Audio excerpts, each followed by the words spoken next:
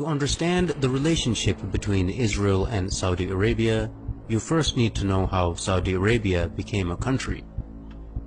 Exactly 100 years ago is a good place to begin a brief analysis of this region, for it was in 1916 that the British and French, along with Russian backing, signed the Sykes-Picot Agreement during World War I.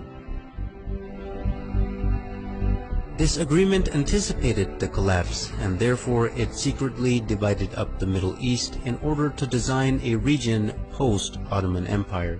In 1917, the year following the agreement, the Zionists had gained sufficient influence and control over the British government to get it to issue the Balfour Declaration, which promised Jews a homeland in Palestine.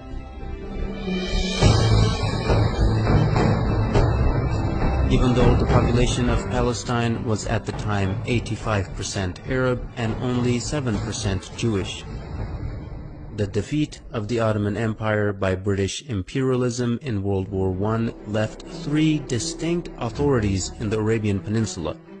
In the west, the Sharif of Hijaz; in the north, Ibn Rashid of Hayl; and in the east, Amir bin Saud of Najd with his religiously fanatical followers, the Wahhabis.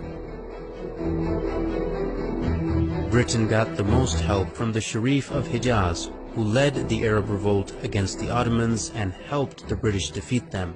In return for his support, the British had agreed and promised him the establishment of a single Arabian country from Gaza to the Persian Gulf.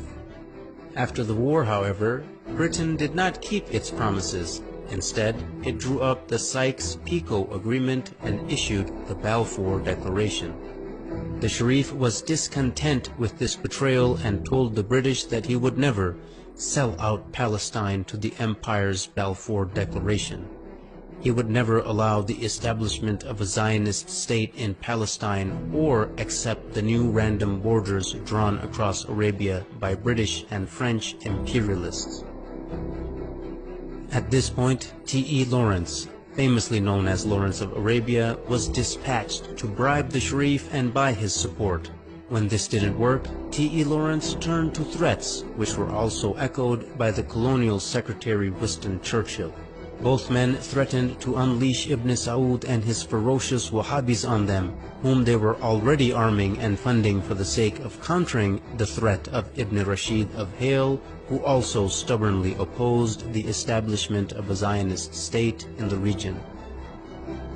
In September of 1921, Hayl was attacked by Ibn Saud and they could not resist the vicious onslaught.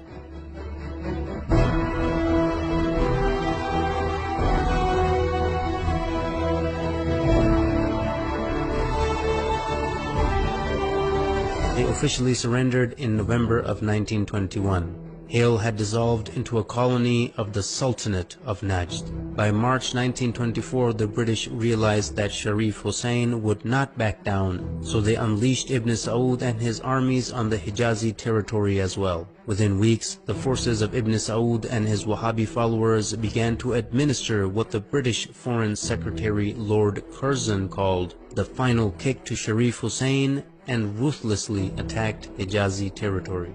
By September 1924, Ibn Saud had overrun Ta'if, the summer capital of the Sharif. In mid-October 1924, Ibn Saud captured Mecca, the holiest place in Islam.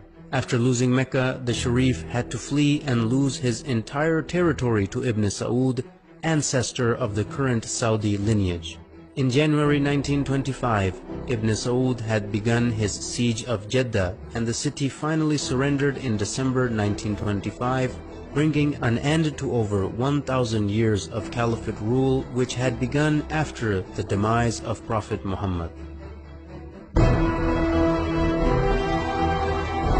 In February 1926, the new unified Wahhabi state was rebranded by the empire in 1932 as the Kingdom of Saudi Arabia. As you can see, right from the start, the man who, as a matter of principle, opposed a Zionist state in Palestine was kicked out of his own land, yet the man who was willing to allow a Zionist state to be created was paid off handsomely and given an entire new country to exploit and dominate. Even today, any nation that is opposed to the legitimacy of the Zionist entity are being destroyed one by one, while the nations that support the existence of the Zionist entity, like Saudi Arabia, are being compensated handsomely for their subservience. Are there any similarities between the Wahhabi and Zionist ideologies, who seem to be completely opposite, but both the creations of the British Empire? Stay tuned to find out.